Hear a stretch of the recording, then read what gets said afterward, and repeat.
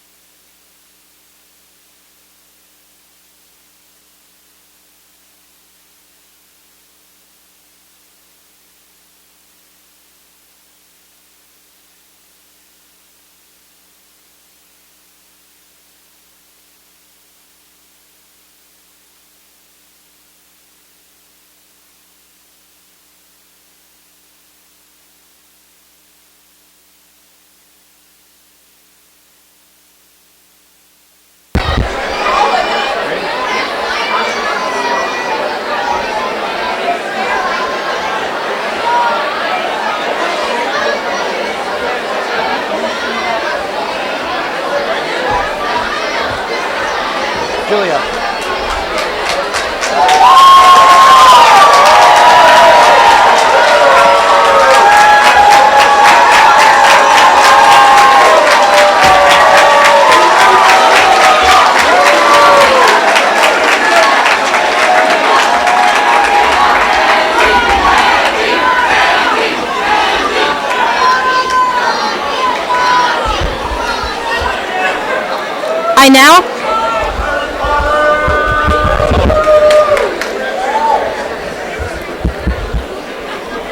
I now call this 50th annual closing ceremony for the Conference on National Affairs to order.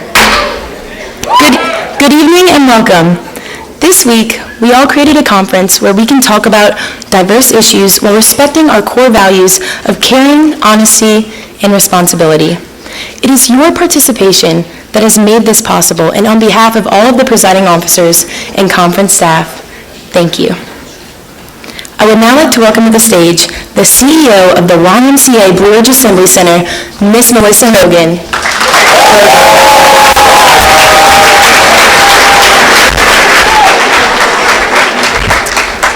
Good evening. It is incredible to think that just a few days ago I welcomed y'all to the mountain, and you heard the proclamation of Dr. Weatherford of Eureka, I have found it, and then the challenge for y'all to have your Eureka moments. Did you? Yes. Good. One of the best things about working here at YMCA Blue Ridge day in and day out, do you know what that is? Yes. No. Eureka treats. That's a good one. I heard you. It's you. It's each and every one of you that are in the seats is what makes Blue Ridge special. It's what you bring to the mountain. And what's more important is what you're going to take back home. And that would be my challenge for you. Take it back home. Each and every year, we raise money through our annual campaign. And it's to support mountaintop experiences. It's to support the Eureka moments. And we have YMCAs, board members, a ton of your alumni that support our annual campaign. And so it's my delight. Andy, if I can get you to stand, I'm going to present the check to you. Thank you. For $15,000.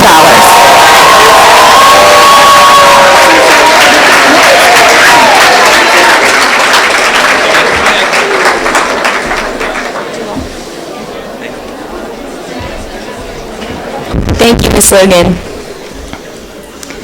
It is now my great honor to welcome to the stage someone we all know from his diligent work in the resource room. Ladies and gentlemen, Mr. David John.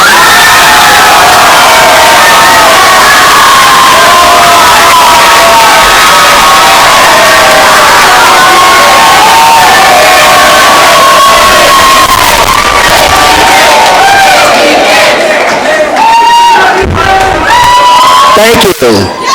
Good evening, delegates. It is a privilege to present the 2017 Outstanding Proposal Awards. This year, all of you submitted 644 innovative and thought-provoking ideas. From gerrymandering to foster care and the eradication of the money bond, you made your voices heard and showed your commitment to our nation's future. The selection committee was overwhelmed by the quality of your work and the passion you demonstrated in presenting them. Would you please join me in thanking the resource advisors and volunteers who worked tirelessly to determine tonight's awards.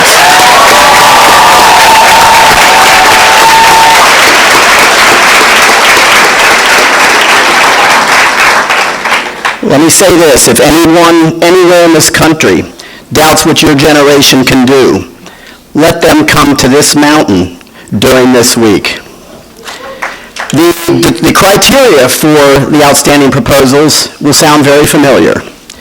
National and international importance, originality, which these criteria apparently aren't, feasibility, evidence of research. I'm about to announce this year's recipients. When I announce your name, if you would please come forward to the front, collect your certificates, stand up here at the front until all names have been announced, and delegates, if you please resort to spirit fingers and no applause, please. And these are in no particular order. Our first outstanding proposal, Proposal number 490, provide grants or resources on reservations to develop immersive Native American language programs offered from kindergarten to 6th grade. Olivia Barton from Indiana.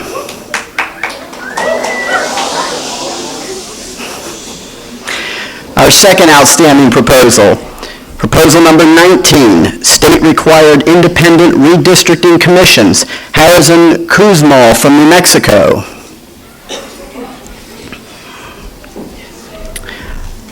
The next outstanding proposal, proposal number 152, a proposal to remove Section 404, subsection C of the Child Soldier Prevention Act of 2008 that allows a national interest waiver for the U.S. to continue to provide military aid to countries that recruit and use child soldiers. Shahad Khan from California.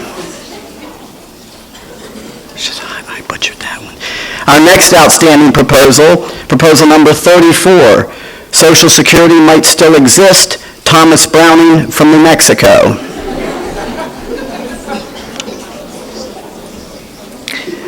Our next outstanding proposal, proposal number 194, to institute a risk-sharing policy wherein universities are responsible for a portion of the negative outcomes of federal student loans.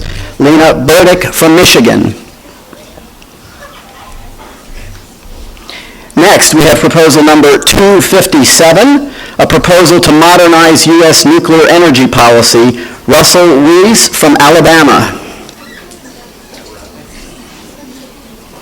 Next is proposal number 118, the Foundation for a Stabilizing Approach to the Mideast through support of the Kurdish people and their quest for statehood. Decker Pallmeyer from South Carolina.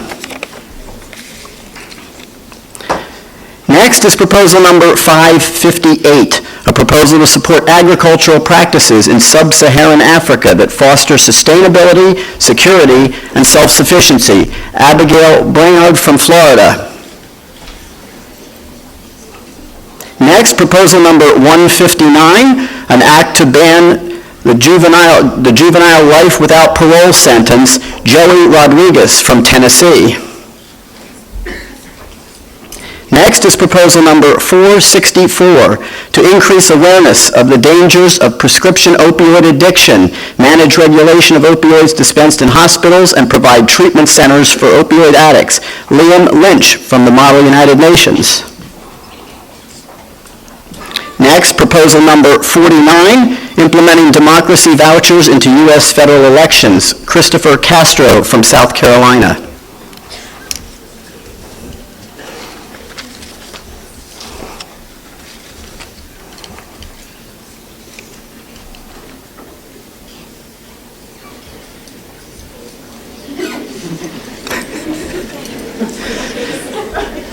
Ladies and gentlemen, your 2017 Outstanding Proposal recipient.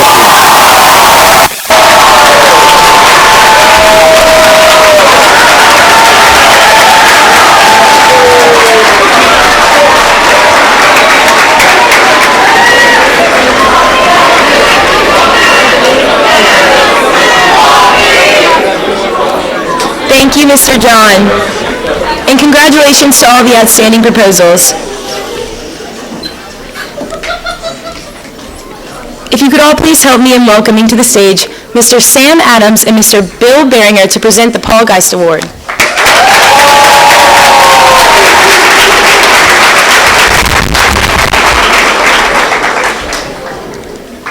The Paul Geist Award is given annually to an adult for outstanding service at this conference, and it's my honor to have here with us tonight a former recipient.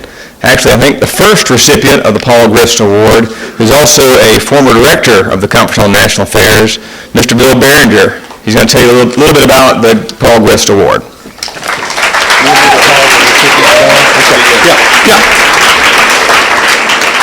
Yes, a lot of people think that I'm dead, but I'm not dead, so you're a witness to something. Hey, it's such an honor to be here. And just you get the enthusiasm you feel when you walk in the room. I know everybody, and you hear other adults say, you're probably getting tired of hearing this, of how special you are. But this is a very special occasion. And I know that you've had an outstanding week. I know these young people have done a great job. And there's no comparison to any other conference like this in the country. And don't just take that from an old guy that that's true. There is no better conference. I know that you've had a good week. Has it been a good one? Okay. Okay. And I know you've all agreed on everything, right? Okay. One thing we can agree on, though, is this award. And if we could, any of the recipients of this award, would you mind coming down front? Is that okay to ask them to come down? I know it embarrasses them a little bit, but we need them down here anyway.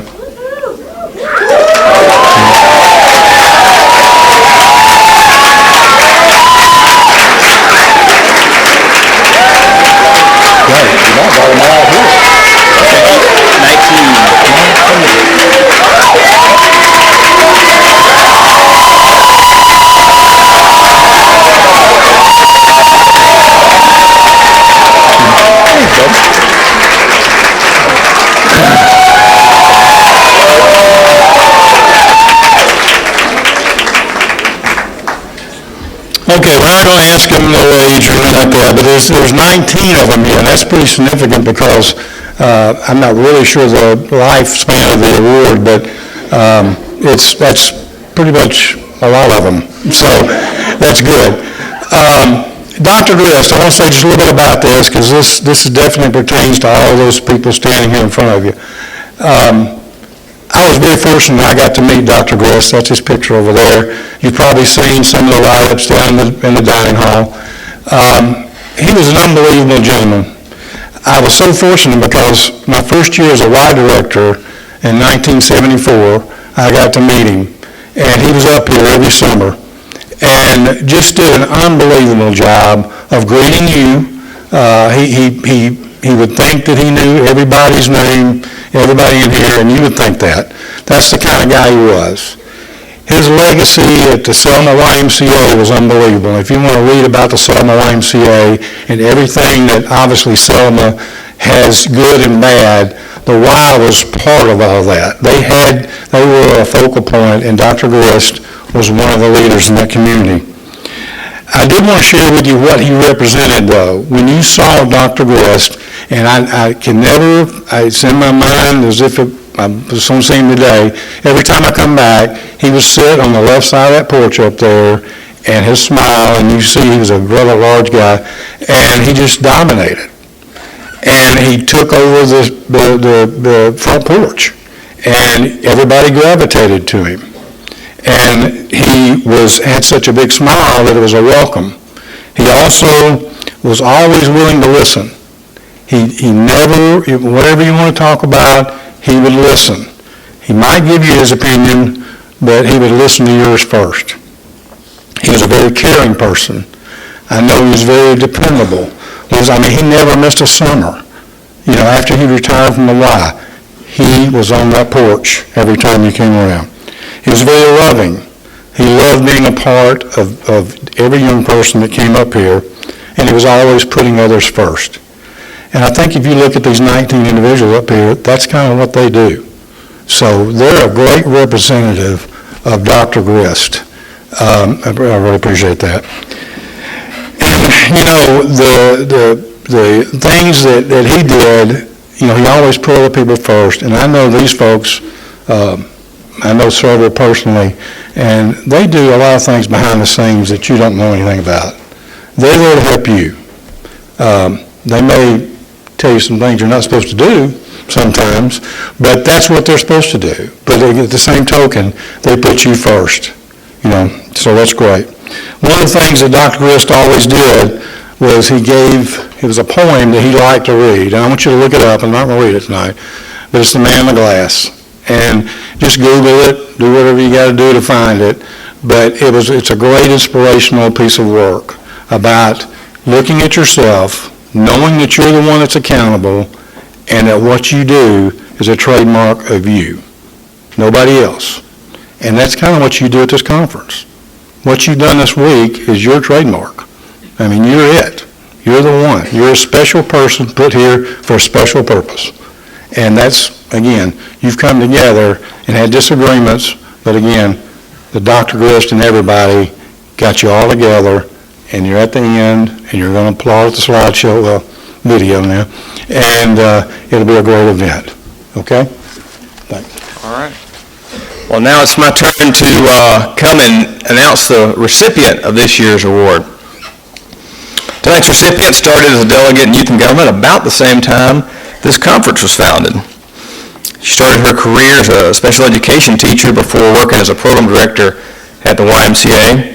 She served as a board member for her home youth and government program for over 23 years and been a volunteer for at least 40. She has been involved in many, many annual support campaigns, raising millions of dollars, personally raising hundreds of thousands of dollars. This is her 20th year on the mountain at the Conference on National Affairs, and she doesn't just participate in things like this, teaching young people about government. She practices what she preaches, serving as a poll worker in her community. I want to close with a quote from a friend of hers. This person is the most underappreciated person I know because she never asks for anyone's appreciation. For more than 40 years, I've watched her pour her life in the service of others. We've talked a lot about that this week, haven't we? All while keeping herself out of the spotlight. It's a constant inspiration to be her friend. I'd like for you to welcome my friend from California, Miss Kathy Saliba.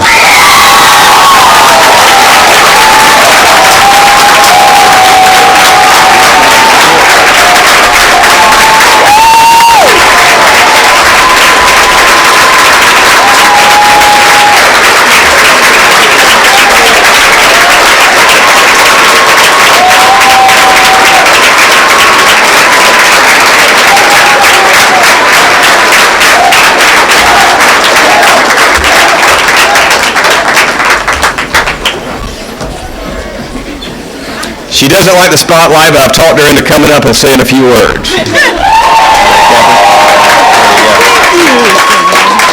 Thank you so much. Wow, I'm humbled. For those of you that come back to the mountain every year and you get to see your friends from other states, that's what these people are here to me. I get to see them, and I know that all is right with the mountain. I'm humbled to be here among all of you that have given so much. It's a special place. I don't need to tell you that. I'm honored to be from the great state of California, and even though I started here before any of you in this audience were born, it does go quickly, doesn't it? I thank you very much for this. It's a deep honor, and I'm really touched.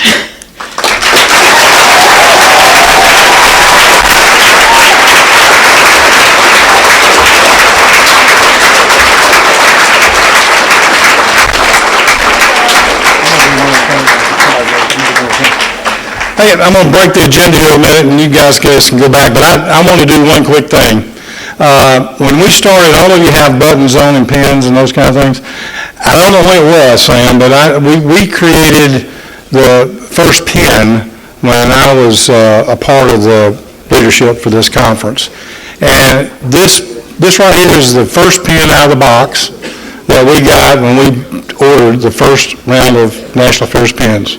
And I've had it, and I want to now give it to Sam. And so, Sam, that's the first one. Oh, wow.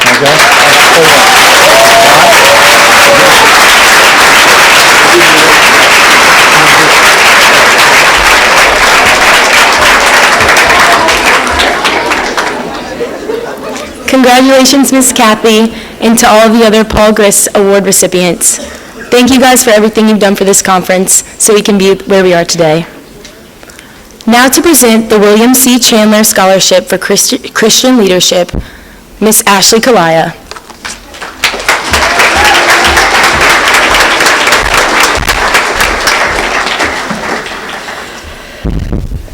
Thank you for doing that, Mr. Behringer. It gave me a little bit of time to compose myself. I genuinely believe that chairing this committee is the best job on the mountain.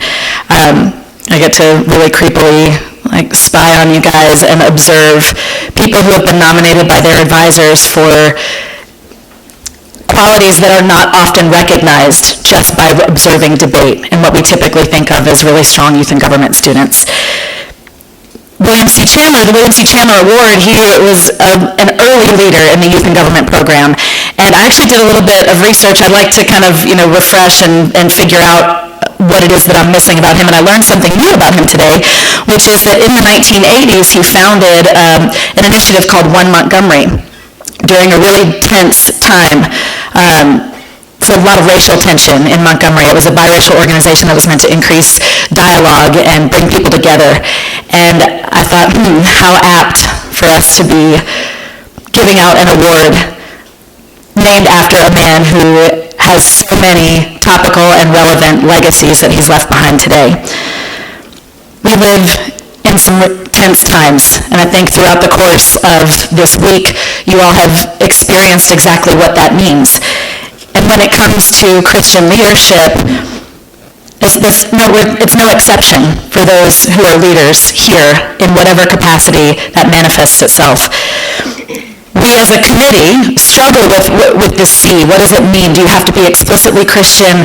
Do you have to live Christian principles? What does that look like?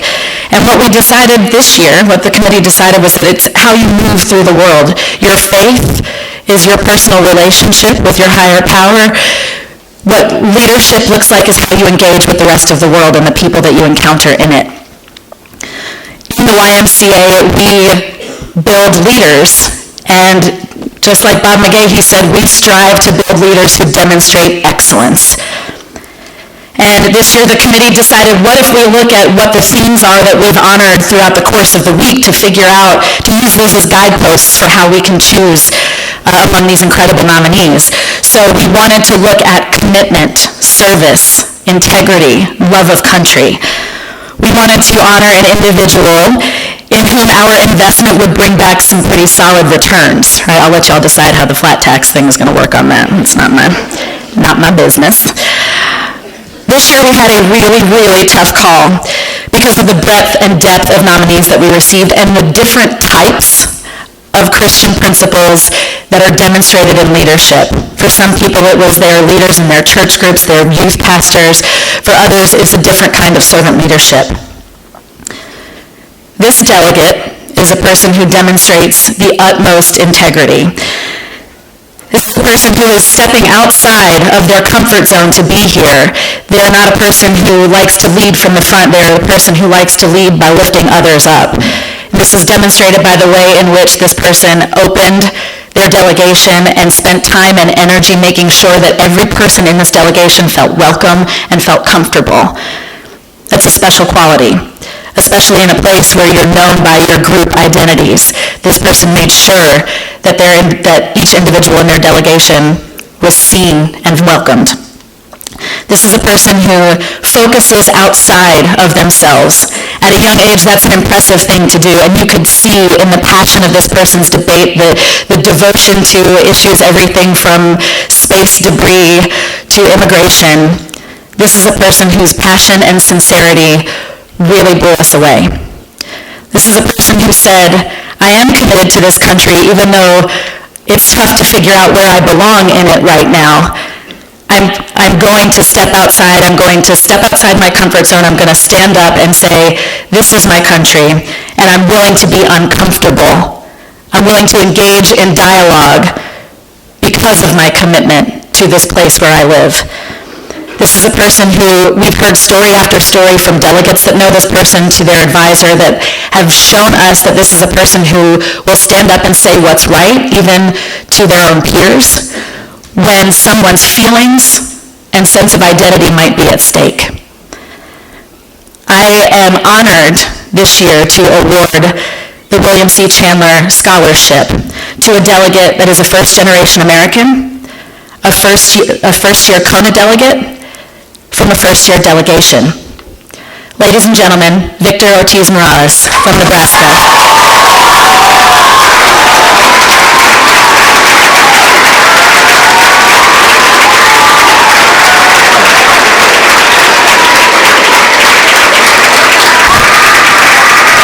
he's putting his coat on right now. Because he was also described to me as a true gentleman.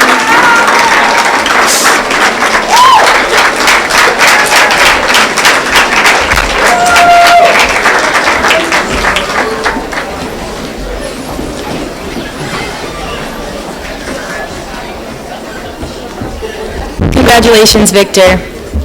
Now, if you could all help me in giving a warm welcome to Mrs. Amy Dennis to present the Media Awards.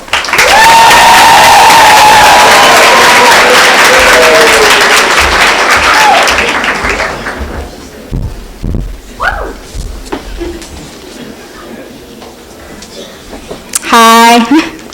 This year I've had the privilege of leading a group of 14 media delegates who have tirelessly worked to document this conference not only for you, the delegates, but also for the alumni. At this time, will all the media delegates please stand and be recognized for all their hard work?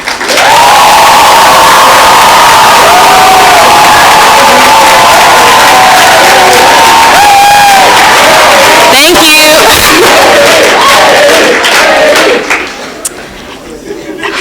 And now I would like to recognize the outstanding media delegate who has shown great devotion to the media program through their efforts in broadcast media and their overall great attitude. The 2017 Outstanding Media Delegate is Dante Smithwick, Delaware.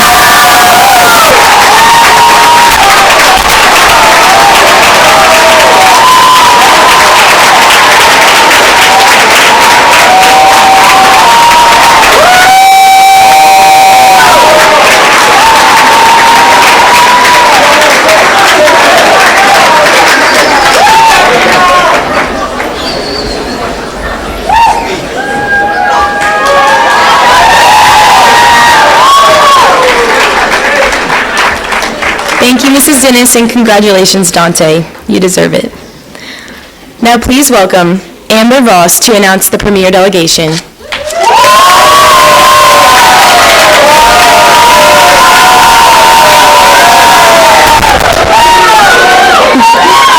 Good evening.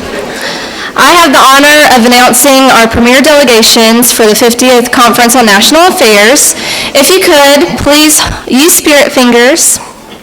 And before I announce our states, I want to go over the criteria. The delegates and the adults in each delegation had to work together to get their proposals, applications, and fees on time. They had to be at all caucuses, and they had to have exceptional overall behavior in delegation meetings and throughout the conference. They had to participate in all scheduled events. They had to have a representative on the Conference Life Committee, and they had to have no more than one proposal submitted on the same topic. And if in special circumstances, the state CLC representative shall take his or her case to the conference director. And in all registration criteria, if all registration criteria is met and a delegate does not come to the conference, it will not count against that delegation. So at this time, I'll announce those premier delegations. Alabama. Just spirit fingers? Okay. Arizona. California. Colorado. Connecticut. Delaware. District of Columbia. Indiana. Kentucky. Louisiana. Maryland. Massachusetts, Michigan, Minnesota, Missouri, New Mexico, New York, North Carolina, Oklahoma, South Carolina, Texas, Utah, Virginia, Washington, and Wisconsin. Congratulations to all the delegation.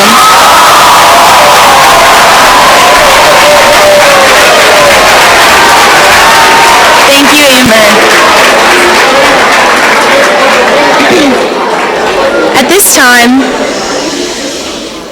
At this time, we would like to take a moment to recognize the Conference Life Committee members. Will all the CLCs please stand?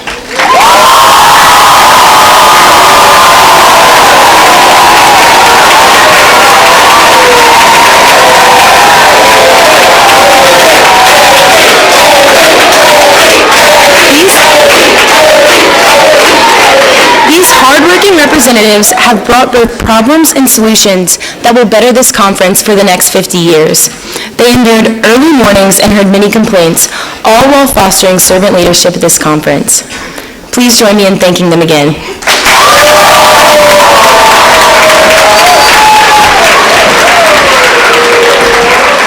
Now it is my pleasure to welcome Mr. Toph Patterson to announce the Outstanding Statesmen.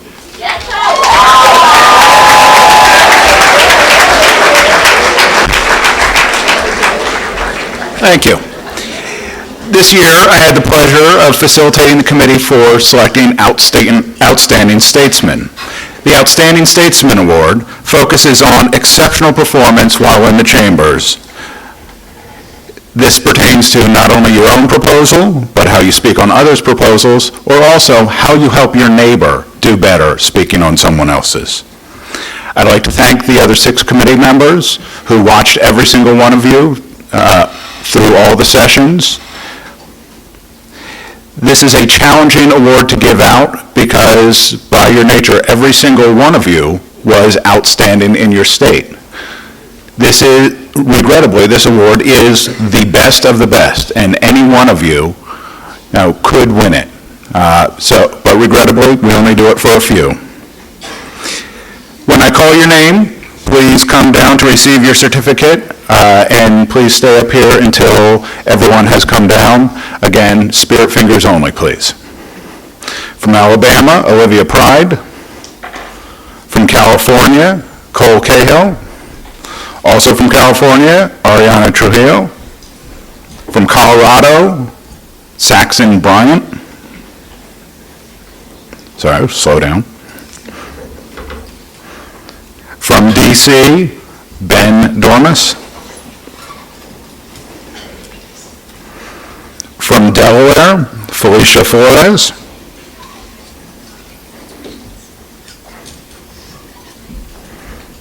From Kentucky, Barton Christmas. Also from Kentucky, Malcolm Hamming.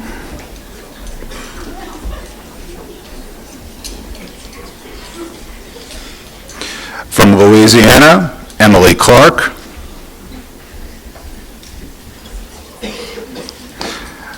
From Massachusetts, Delano Franklin.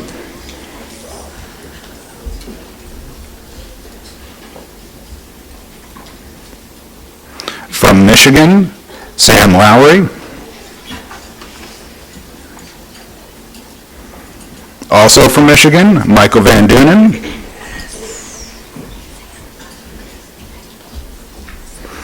From Minnesota, Tyler Zitzowitz.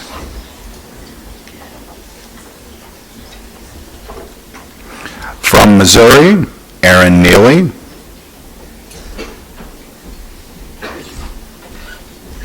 From Model United Nations, Sahan Barazesh.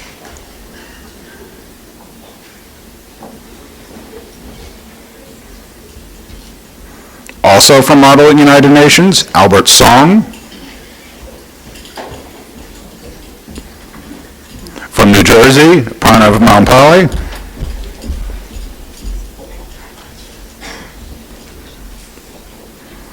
From New York, A.G. Chancellor.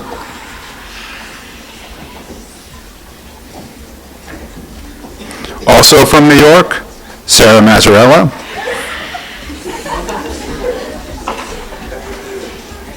That's not really spirit fingers, I can hear you. From Oklahoma, Anne Marie Kucha.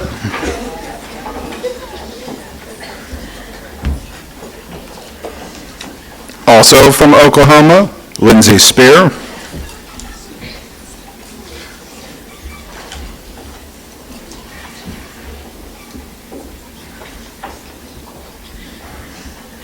From Pennsylvania, Lindsay Garby.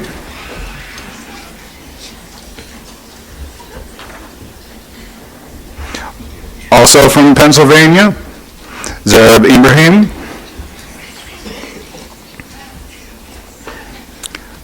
From Rhode Island, Lucas Hiltz.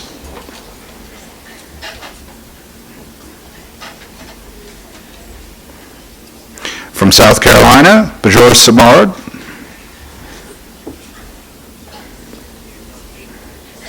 From Tennessee, Henry Standard.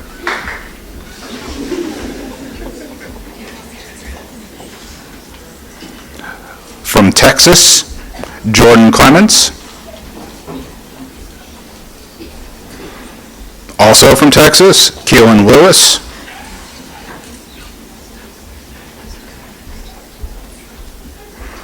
From Virginia, Rachel Hall. From Washington State, Blake Hurst. And from Wisconsin, John Hann.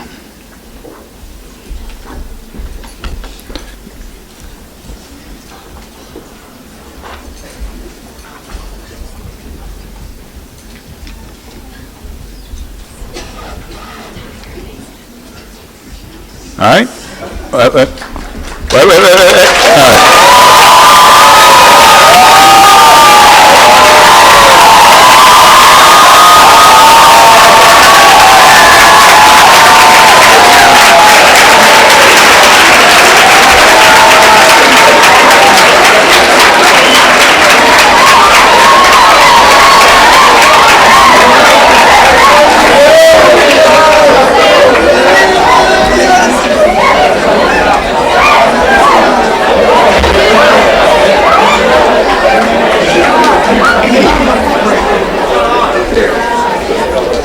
Congratulations to all the outstanding statesmen.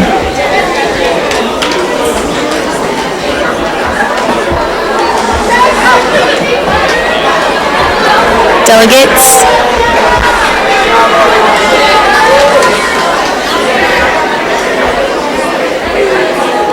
Thank you.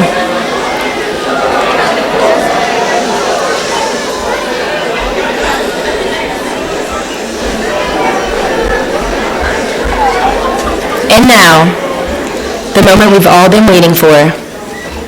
I will now welcome Brooke Balmer to the stage to recognize our alternate presiding officers for the 2018 Conference on National Affairs.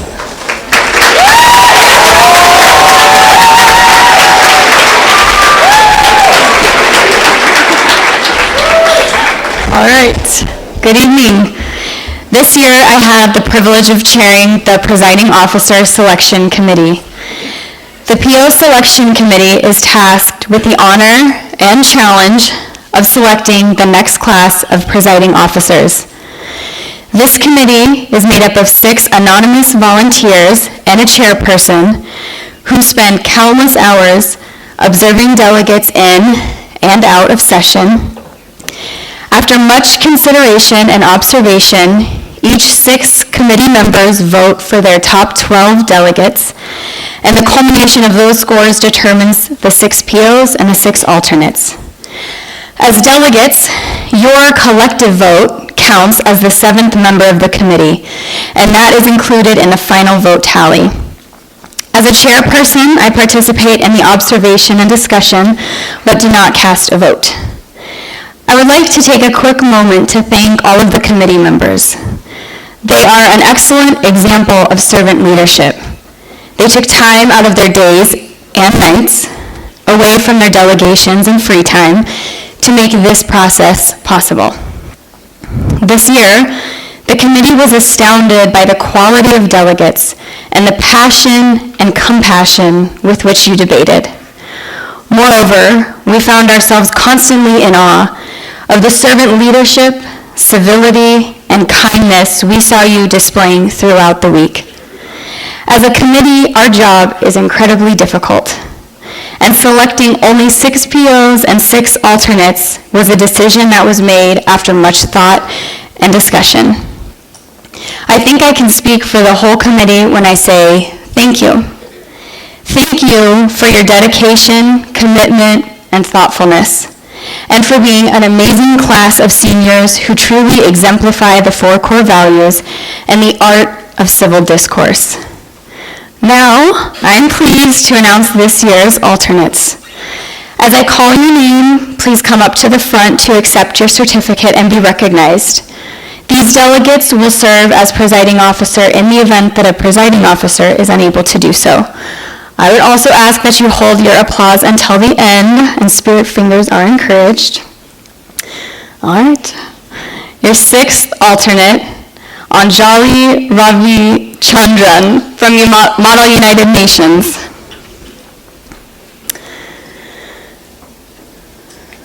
Your 5th alternate, Ellen Park, Alabama. Your 4th alternate, Catherine Canavan from Connecticut.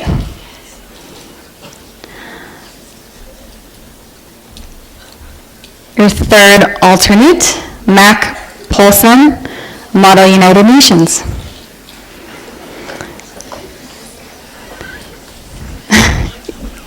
Your 2nd alternate, Delano Franklin from Massachusetts. And your 1st alternate, A.G. Chancellor IV from New York. Thank you, now you can applaud. There you go.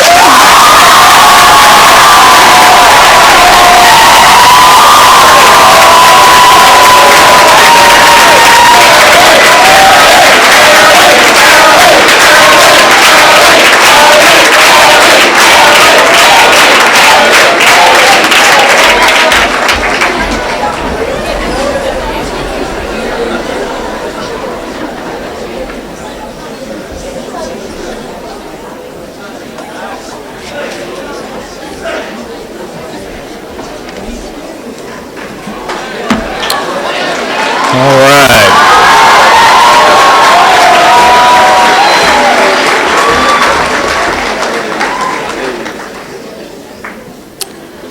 We're now in the program where our presiding officers will make some closing remarks and introduce their replacements for next year, the presiding officers for the 2018 conference.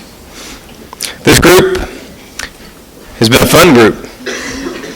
And I think there's one way I'm going to remember them as cool cats. That's what they are. CAT, C-A-T. Committed, attitude, teamwork.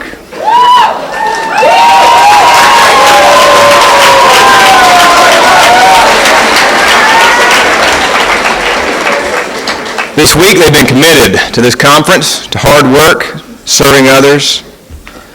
Their attitude's always been positive, even in tie votes that are difficult to navigate. Teamwork. They've worked together quite well as a team in leading this conference. And they just had a lot of fun. I've been watching them all week. And they worked hard, but they've had a lot of fun. It's good to see.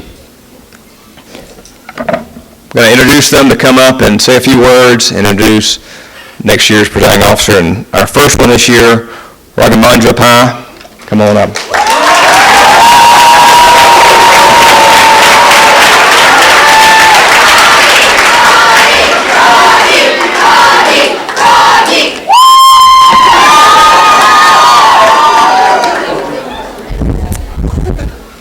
Oh, what's up, delegates?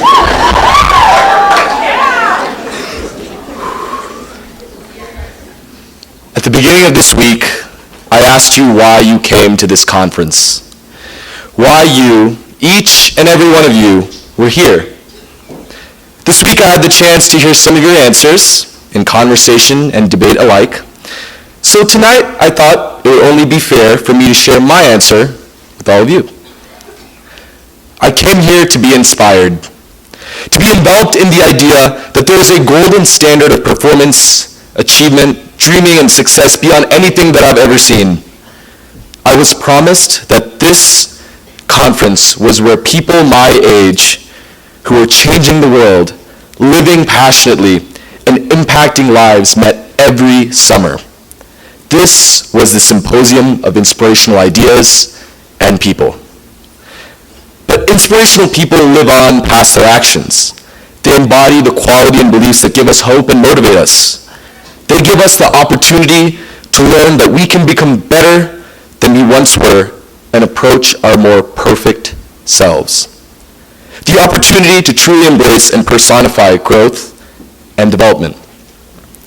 Every year at Cona, I met young people who gave me value and exuded the passion, courage, intelligence, drive, and kindness that I wanted to embody. At this conference, I hope you met inspirational people. People who you look to not only as friends and peers, but as role models as well. But now, days later, standing at the precipice of this conference, knowing that there are no more proposals to be debated, no more motions to be made, no more amendments to be heard, no more speakers to be called upon, a new question arises. Now what? Now what do we do full of inspiration and excitement for the future? Well, now we have a choice. It's a choice that I've had every year as well. I came here to be inspired, but I leave wanting positive change for the world, like all of you. But most importantly, change from myself as well. Because it is a choice to hold on to the inspirational relationships and memories that we've made here and act on them so we can grow to become more respectful, kind, intelligent, and humble leaders and citizens. A choice to improve ourselves to better serve our community and the world. Inspiration is nothing without actual change. To only be inspired and never develop oneself for the better is to marvel at the possibilities that can be, but become satisfied with the status quo. As rapper and North Carolina native J. Cole reminds us, I know you're desperate for a change, let the pen glide, but the only real change come from inside. But the only real change come from inside. But the only real change come from inside. Rappers sometimes do that, they like to repeat themselves. Delegates, I came to this conference wanting to be inspired by others, and I leave knowing that the change that the world needs starts with all of us. And this change to be better and live by the golden standards left by those who have experienced this very special conference is inevitably and invariably our own choice. A change that must come actively and intentionally from we, the young people of this beautiful nation. Thank you so much for the memories, laughs, and debate. To serve you has been and shall always be one of the greatest honors of my life. Continue to be inspired, grow, and develop as the fantastic, cool, dope humans that you are. You all have inspired me to be a better human being, and for that, I'm forever in your debt. So for the last time, Pio Pi out.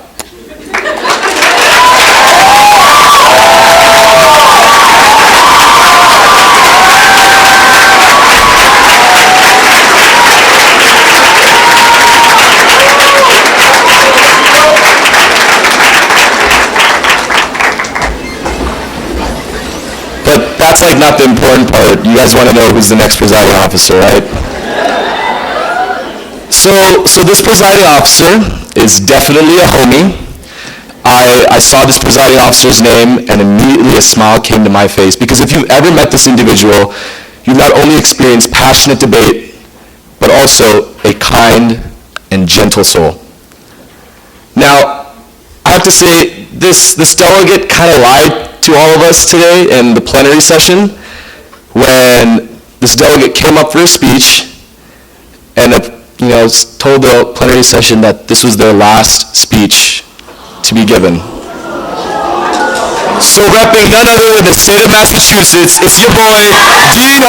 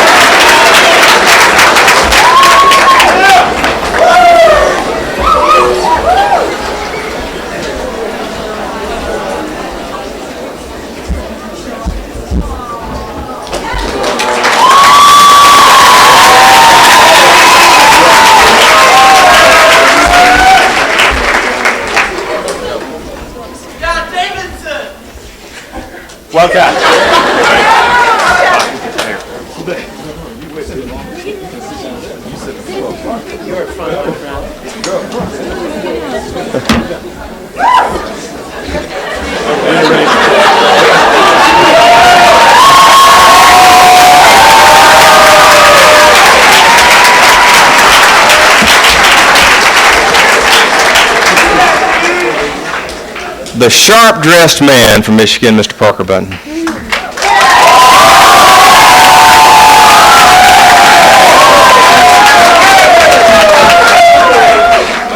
Oh, man. Delegates.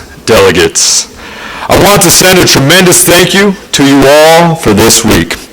I believe you all came to the challenge I presented before you. I felt that flame growing brighter each and every day burning within all of you. Now, growing up, I was always enthralled by the great tales of the Greek pantheon. One of my favorite aspects of these odysseys is that the Titans wished for human advancement, but we always heard the God side and that they were the bad guys. A freedom from the problems that plagued us in this world. I believe the tale that fits you all is a tale of Prometheus, the Titan who stole the fire of Olympus and gave it to man, advancing the knowledge of us all and accomplishments of our civilization. Delegates, from here on out, you are Titans. But instead of having to steal the fire, you made the fire with every action you took. I had no doubt you would accomplish this task. Titans, during welcoming night, a delegate from Massachusetts spoke to me and expressed a sense of joy at how surprising it was for how understanding you all were. The next morning, as the music rang in the amphitheater, as you all attained your seats, and many of you cheering along, I saw many things. Unity, joy, and excitement. Unity within this country, joy for this conference, and excitement for the challenge that laid ahead of all of you. The challenge of compromise, integrity, and honesty. Titans, when I asked you for these three things, you probably wondered, how can I compromise yet maintain integrity, something that has always seemed to be a paradox within this world? Yet you did it. When you all spoke for or against a proposal, you stayed true to what you believe in.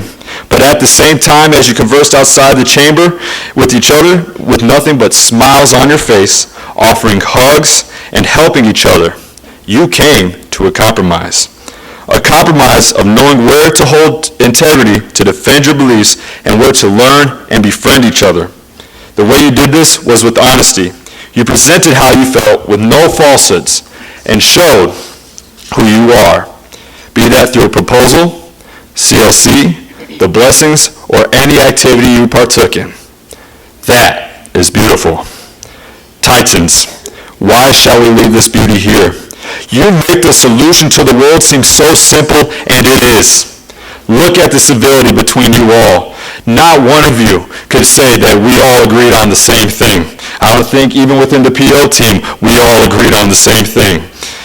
Know as well that you are not the only Titans in this world. Many times my friends back home often disagree on issues, yet hold the same passion, and knowledge as you all do. I urge you to find these hidden Titans, to find those you disagree with and make them family as we all are, as the great Titans were. Titans, the joy I gain from you all is emboldening and heartbreaking. Emboldening in me as I know that not all is lost as it may seem. Heartbreaking as this is a goodbye to you all.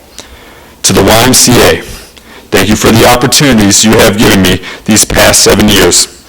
To you all, thank you for showing me a faith in this world once again and bringing a joy in my heart I have not felt for a long time. To everyone watching online, thank you for investing your time into this future. To my family and all of yours, thank you for what you taught us and making us outstanding citizens and powerful Titans. To my fellow POs, my brothers and sisters, I love you all. Delegates, I bid you farewell with every ounce of love and hope in my heart. Thank you for this wonderful week. Now brighten the darkness below. Thank you.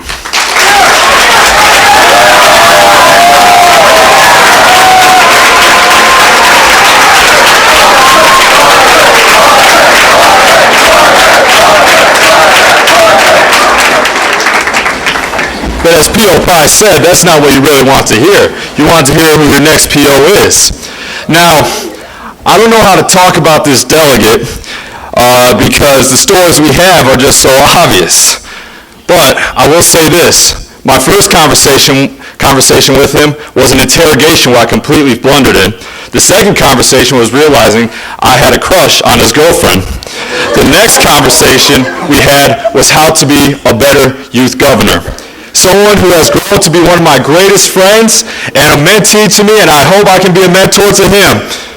From the Great Lakes state of Michigan, Will Lowry.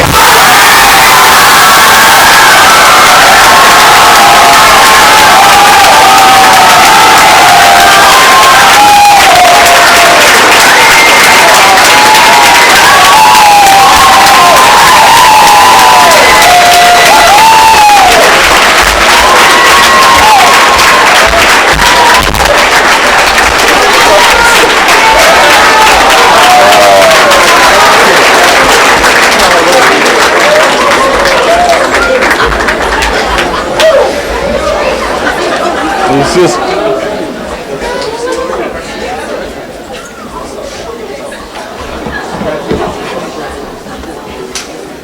Yes, Will.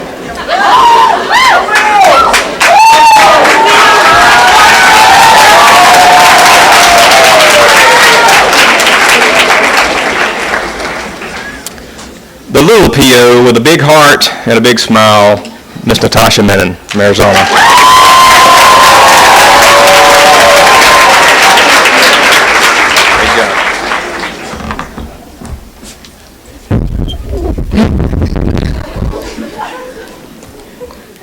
When I was 7 years old, I told everyone I knew that I wanted to be a doctor Monday through Friday and a bus driver on the weekends. While I questioned my earlier fascination with public transportation, I know exactly why I've always wanted to be a doctor. I'm not exaggerating when I tell people that medicine is the Menon family business. My parents, aunts, and uncles are all doctors, and my brother has known since he was 5 years old that he wants to be a surgeon. Following in their footsteps seemed like the easiest decision I could ever make. And the safest. Then high school came along, and the idea of diverting from the family business crept up on me when I was crafting arguments for speech and debate or writing mock legislation for our YAG program. I usually brushed off such thoughts and reminded myself of the stability of entering the medical profession. I would look at my incredibly successful parents, and at 14, it wasn't hard to convince myself that this was the right path. However, as I delved deeper into youth and government, headlines pertaining to politics, foreign policy, and economics swirled constantly in my mind. It was when I first experienced what my speech and debate coach had coined a driveway moment, where I sat in my car in the driveway of my house, too enraptured by an NPR segment commenting on the backlog of the immigration system to leave, that I summoned the courage to tell my parents about my new career plans.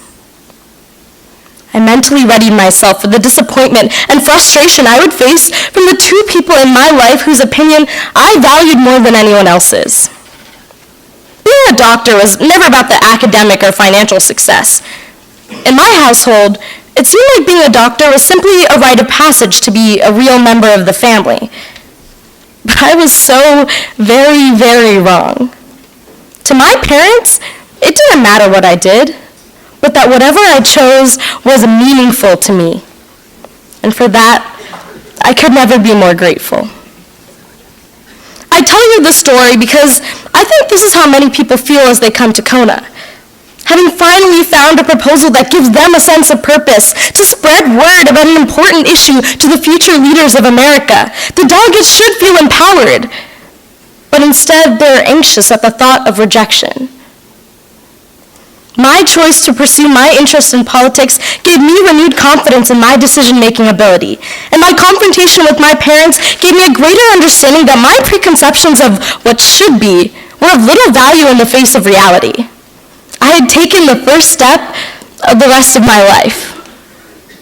You see, too often we are surrounded by racehorses and people who have narrowed their perspective of the world by wearing metaphorical blinders to attain their goals. 4 years ago, I was one of those one-track-minded individuals. At that time, for me, high school was just a means to attend college and eventually law school. I'd always assumed that once I progressed to that point, I'd be able to give back to my community and really make a difference in the world. However, with each passing year, I realized that what matters to me is bringing the future to the present. There will not be one great moment in which I will have definitively accomplished all of my goals, for they're always dynamic and evolving. Do not work tirelessly to earn money so that you can pursue your dreams later on in life. Choose the present to find your purpose. Use your youth to your advantage. In the opening ceremony speech, I told you to be present in the moment, to soak up all that was happening around you. Well, now, I challenge you to create environments where being present may challenge your mind, body, and soul in the name of searching for purpose. This can lead to what you look forward to every night and go to bed thinking about. Whatever it is that you choose to pursue, use the leadership skills you've learned at this conference. As Lao Tzu so eloquently said, a leader is best when people barely know he exists.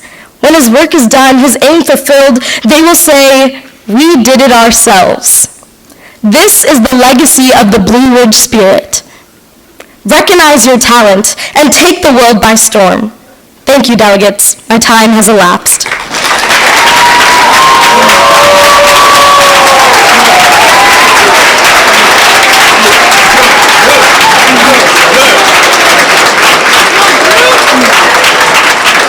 All right, to get to the fun part. And the next PO honestly astounds me. This delegate is so incredibly humble, but the minute this person walks into the room, they can grab the attention of everyone around them. I would like to say a warm congratulations to someone who I just met this year, but I feel like can be a close friend. Zoe Bloomfield from New Jersey.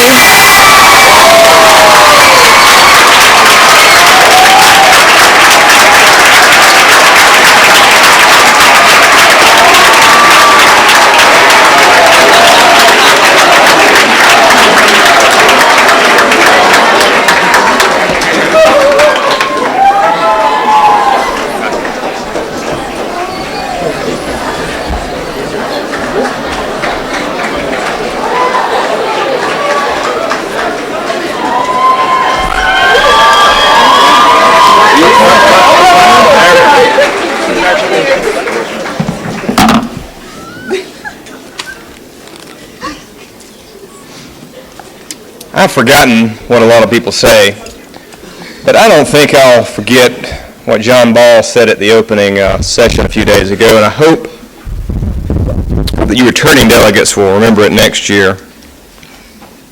If you don't read the Mountain Manual, the Blue Ridge Spirit will eat you. Mr. John Ball from Ohio.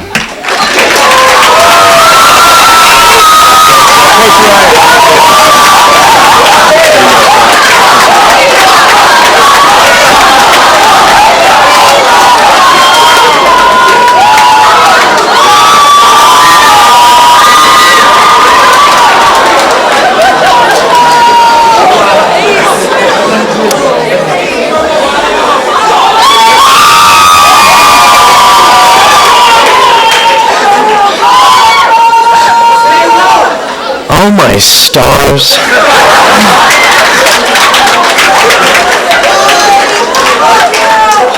I'm sorry, I need a minute to collect myself. Well, delegates, sitting here at Cona, my first several years, I remember thinking about going back into the real world after leaving the mountain. What would happen after I was no longer in this space? And some anxieties came to mind that I've heard a lot of people say, like, I want to make a difference in the world, or I want to be a success. I want to know what to do with my life. Well, this summer I started working at a mental health and addiction treatment center in my town, treating opioid addicts, most commonly homeless individuals struggling with meth and cocaine. And it's pretty easy for me to become a fly on the wall in that type of setting. When I take off my glasses, I look like pretty much any of the patients in there. And in my work, it's usually in peer-to-peer support, leading discussions and therapy circles. And the words you hear from people when you listen for the first time, you'll have people say, "This is the first time anyone's ever listened to my problems. Thank you." You'll have people say, talk to you about their past and say, prison is the first place anyone ever cared about me or thought to ask me how I was feeling or diagnose me. Delegates, here at the Conference on National Affairs, what is so special about this place is that we have learned together in this space during debate. And I want to thank the delegates from Washington, the delegates from Kentucky. Thanks to you, I have laughed. And thanks to Delegate Trujillo from California, I have cried. The delegate from Tennessee I spoke to yesterday, he said, "This is my first year in youth and government and my first year on the mountain. And I think differently now because of it." And that asserts a statement that I have believed for a long time, that being here in civic engagement opportunities permanently rewires your brain to think about how you can change the world in a system that can sometimes seem so cryptic that it's difficult to know where to even start. The thing about realizing this ability we all have to change the world at any time is it's terrifying. It's exhausting to realize how much you could be doing. And if there's one thing I know, it's that your mind is not always your friend. You'll be berated by the constant shame that what you are doing is never enough. And if you have even a shred of self-humility, you're worried that your service is inauthentic, tainted by a desire for attention. And if someone with these thoughts were standing next to me, I know that we would all say the fact that you even have a sensitivity to that temptation already makes me trust your work as a leader. The fact that you are even here with us means you have already changed the world. Going back home, things will be slow. They always are. On my drive to work at the center, I'll see blue skies, no clouds, chain link fences, and finally, the treatment center's cracked asphalt parking lot overgrown with weeds. And slowly, I'll see the patients start to walk in. It is at this time at home when you realize how slow the world is around you, how the world has not been with you this week at Cona, that I want you to think about this concept I refer to as the push. You see, at best, my friends at the treatment center were the hottest topic in their legislators' opioid addiction platform in last year's election cycle. At worst, legislators and individuals will say to them, "Why don't these homeless people just get a job?" Or, "The nice thing about the opioid epidemic is it keeps the gene pool clean." And if you look at the color of people's skin in these centers, you know that what these legislators are advocating is somewhere in between eugenics and genocide. Because this is not a problem of politics, it's a problem of humanity. Simply put, think about with whom you are making friends in the work you do. If you are making friends with those marked as defiled by society, who people are even afraid to hire or touch or interact with, you are in the right space. Or Do you want to be working with those who have enough and will always have enough? Am I making a difference in the work that I'm doing? No. Am I a success in what I'm doing every day? Hopefully not. Because the people in our society who decide what success is, I do not want to please. Delegates, as you go back, push to educate. Push others to be with those they have no reason to defend, that they have no reason to be with. And help our society learn together like we did on this mountain. And now, at this time, I would like to introduce to you your next presiding officer. This delegate, unfortunately, I did not have the chance to interact with too much individually, but I know from what I've heard and what I have seen, this delegate is brilliant and poised and compassionate. Please welcome Grace Miller from the state of Florida.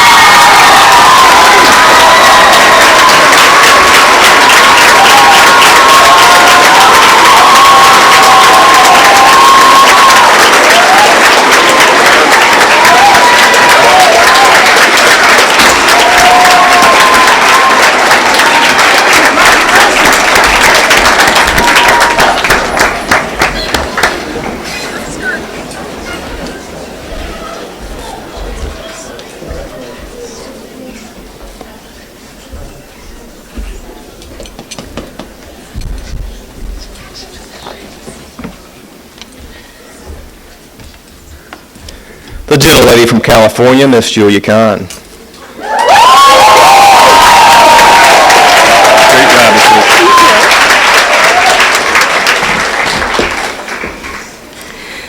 David Byrne, the frontman of the band Talking Heads, has this really interesting theory. Basically, he believes that the evolution of architecture is intrinsically linked with the evolution of music. It's actually pretty cool. Early West African music has intricate rhythms, fast-paced vocals, and it's textured with complementary layering patterns. The style, the instruments, the tone, all make perfect sense in its traditional setting. Wide open spaces with no walls to create reverberation. But West African music would be a mess if played in, say, a Gothic cathedral. No, the music best suited for a Gothic cathedral has almost no rhythm, holds long notes, and rarely changes key or tempo because the sound hangs stale under the high ceilings. The shapes of buildings can dictate the type of music performed in them. Music as we know it today was not designed by accident. It's the product of the spaces it was created for. I was really struck the first time I heard this theory, this idea that we've invented styles of music as a method of filling the places we've occupied. And it got me thinking about Cona. Does the architecture of this mountain affect the way we communicate with one another? But the more important question, is conforming our language to our location compulsory? Is the respect, dignity, and admiration we treat each other with simultaneously mandatory on and unique to this mountain? It's easy to say that our behavior is dictated in absolute terms by our environment. We could talk about how this phenomenon is not unique to humans. Even species of birds sing different songs in different habitats. And if spaces affect more than just human language, they must have a more profound effect on our rhetoric than we realize. Maybe we really are these heightened, better versions of ourselves on this mountain because of the mountain itself. But even if that's true, at the end of the day, we've still learned to sing this music, to speak this mountain's language. We learned here how to wait to be recognized before taking up space.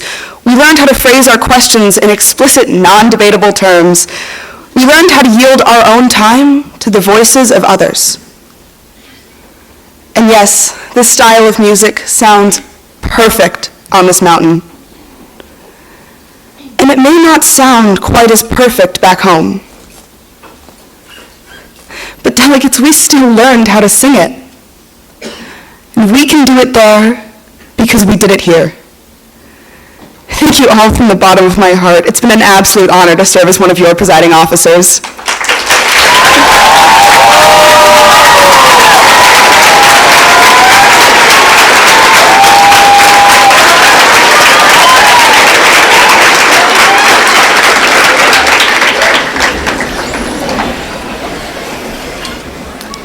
Where to begin with your next PO?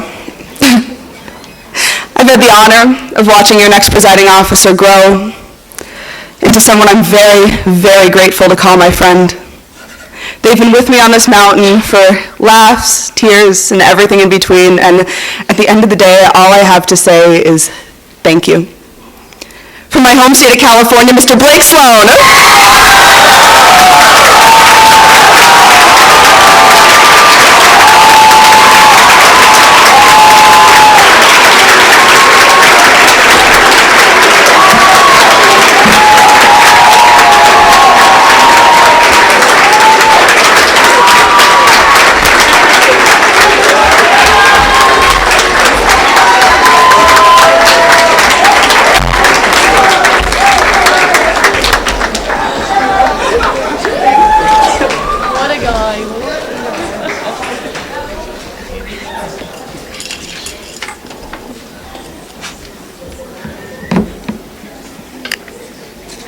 From Louisiana, Miss Andy Flanagan.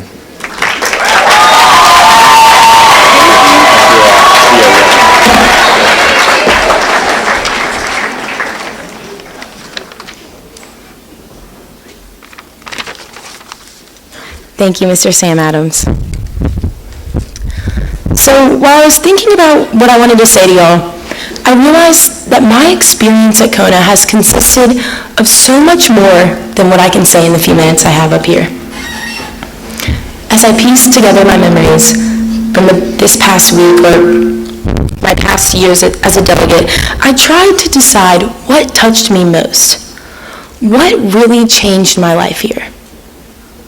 Every person I talked to had a memorable Cona experience to share with me when I asked them what impacted them at this conference. And it always turned into a back and forth about the moments we spent at Round Table, or the friend we shared a Eureka treat with, or the unforgettable view from a hunter green rocking chair on the porch of Eureka. After listening to countless memories, I realized that none of them came from debate. But isn't that why we're all here? To share ideas and voice our opinions on controversial issues that face our generation? Our love for debate and discussion might be what brought us together on this mountain. But that is not what we take away from it. You don't go home remembering the con argument you made in third committee, but you do remember the delegate who yielded their time to you. You remember the people you went hiking with in the rain. You remember the person you sat next to in GA who lives 800 miles from you. You remember the new friend you made in the never-ending breakfast line while waiting for powdered eggs.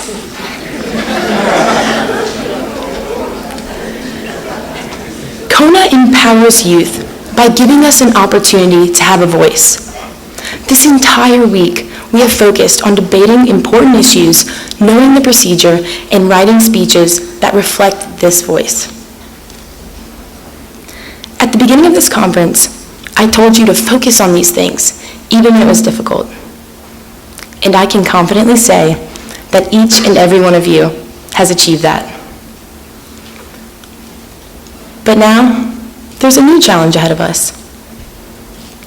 To focus on the people.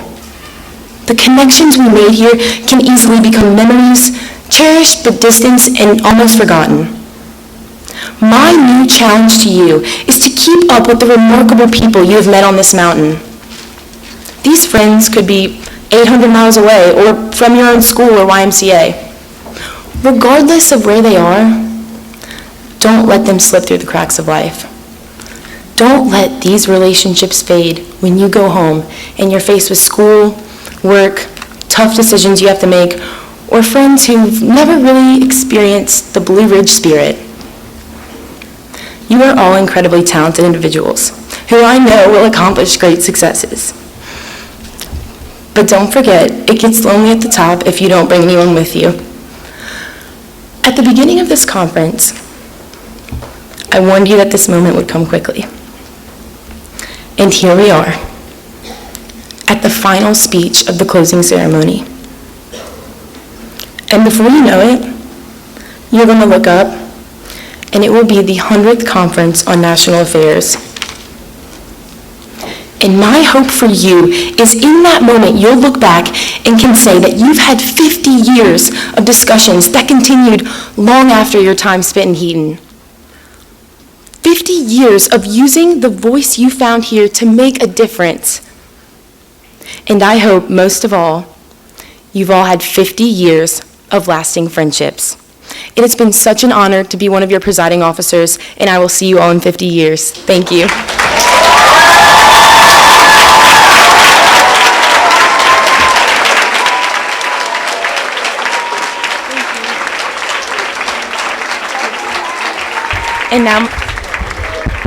And now my favorite part.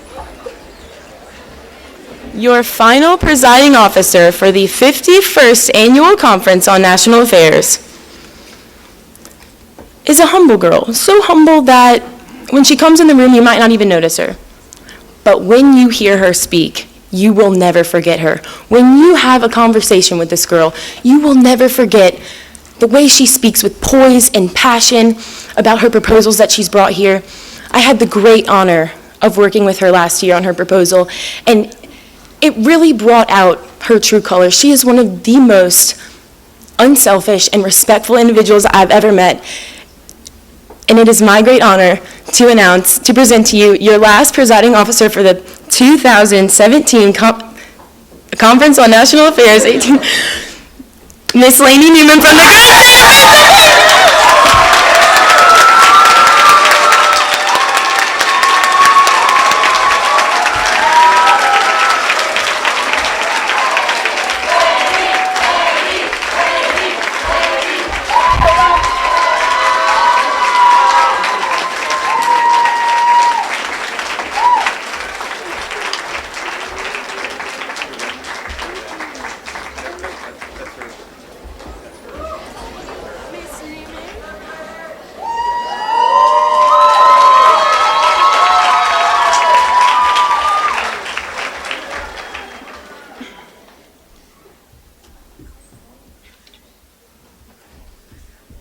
A few announcements. The closing assembly will begin at 9:45 here in Heaton Hall. Flag bearers should sit in the back of the room so they can leave after the slideshow. Okay. At this time, the chair would like to recognize a motion to adjourn the 50th Conference on National Affairs from someone who has not spoken this entire conference, except to present their proposal in First Committee.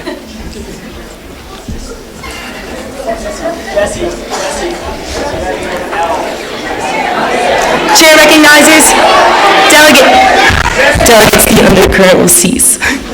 The chair recognizes Mr. Jesse. I adjourn this. Make a motion. Wait, make a motion to adjourn. That's Michigan. Jesse LaRose, Michigan.